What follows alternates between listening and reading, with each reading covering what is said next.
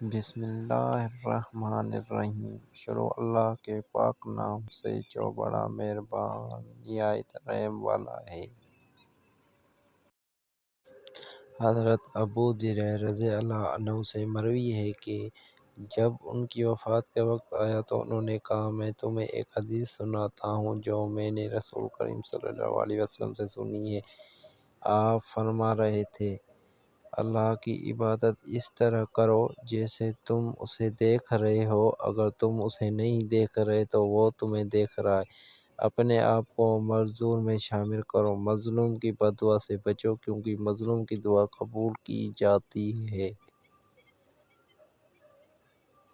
اور تم میں سے جو اس بات کی طاقت رکھیں کہ وہ عشاء اور فجر کے دونوں نمازوں میں حاضر ہو کر چاہے گھٹنوں کے بل ہی کیوں نہ ہو تو وہ ایسا کریں۔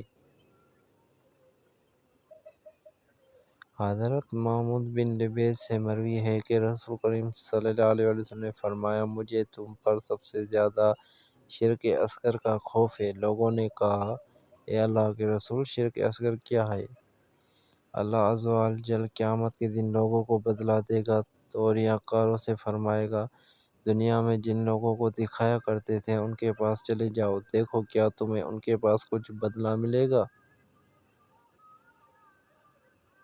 حضرت عبداللہ بن مسعود رضی اللہ عنہ سے مروی ہے کہ نبی صلی اللہ علیہ وسلم نے فرمایا، اسلام اجنبی حالت میں شروع ہوا تھا اور جس طرح اجنبی حالت میں شروع ہو تھا اس طرح واپس لوٹ جائے گا۔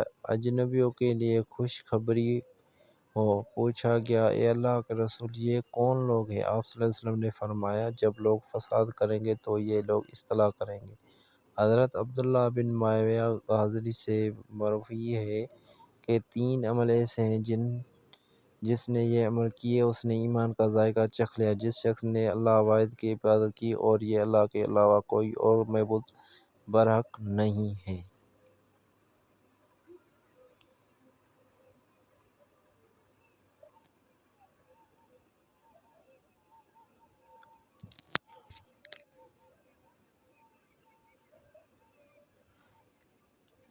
اور خوشحال سے اپنے مال کی زکوٰۃ دے، ہر سال اس پر کاربند رہا ہے۔ اس زکوٰۃ میں نہ بوڑھا جانور دیا، نہ لنگڑا، نہ مریض دیا، نہ ہی حقیر جانور دیا، لیکن درمیانی درجے کا مال سے دیا، کیونکہ اللہ تعالیٰ تمہارا بہترین مال نہیں مانگتا۔